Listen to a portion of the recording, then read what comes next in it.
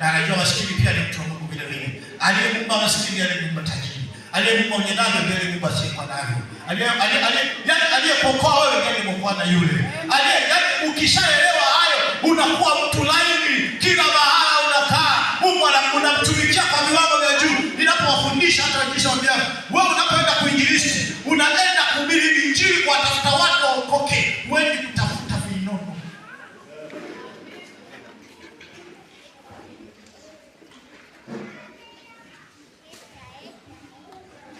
Unatengewa chai ya rangi. Nasema, mimi mtumishi wa Mungu hata sipendi madawa ya kienyeji. Hakuna maziwa mtamu. Ulipeleka maziwa, ulipeleka injili. Injili haionaki mazingira. Nisikusikia mshahara kusimulia mimi hapa. Mimi kwenda kwenye injili. Kijiji. Nimekataa kwenda mjini kwa sababu nishahidi kwenda mjini. Kuna mtu alinipenda kwa mjini Mwanza. Na watu wakajua kama wamenipenda. Wakanipa simu kwamba ndugu yangu akikubalika kwenda semina kwa mzani wake, usikatae.